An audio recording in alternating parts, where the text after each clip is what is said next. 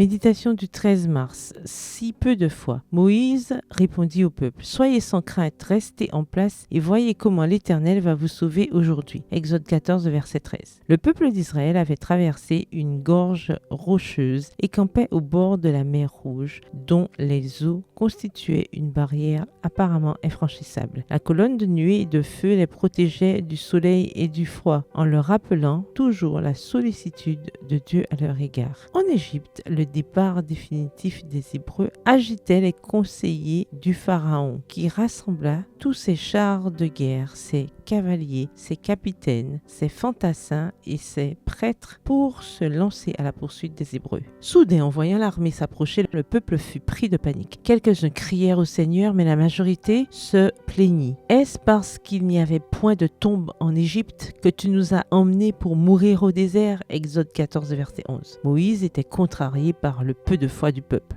Comment pouvait-il l'accuser des dangers s'il avait simplement obéi à Dieu? Il avait été révélé à Moïse que Pharaon les persécuterait, mais que Dieu aurait l'honneur de les délivrer. Ce chef plein de douceur dit aux Israélites de se calmer et de compter sur le Seigneur. À ce moment-là, les gens indisciplinés perdirent la tête, pleurèrent bruyamment, devinrent comme fous et eurent recours à la violence. Ils virent même la colonne de protection divine comme un mauvais présage. À l'approche de l'armée égyptienne, la colonne de nuée s'interposa entre les Israélites et leurs ennemis, comme un mur de ténèbres, et ces derniers s'arrêtèrent. De l'autre côté, la nuée illuminait tout le camp. Cela fit renaître l'espoir. Le peuple reçut l'ordre de se mettre en marche. Lorsque Moïse étendit son bâton, les eaux se fendirent, ouvrant un chemin sec au milieu de la mer. Les Égyptiens continuèrent la poursuite avec leurs chevaux, leurs chars et leurs cavaliers jusqu'au milieu de la mer. La nuée mystérieuse se transforma alors en colonne de feu. Il y eut des tonnerres et des éclairs, et il plut abondamment. Confus et effrayés sous la colère de Dieu, les ennemis tentèrent de revenir sur leurs pas. Mais Moïse tendit son bâton et le mur d'eau revint violemment dans son lit, engloutissant l'armée égyptienne. Au matin, les Hébreux virent avec stupeur les restes du puissant adversaire qui les menaçait. Ils louèrent Dieu pour cette délivrance miraculeuse. La providence avait amené les Hébreux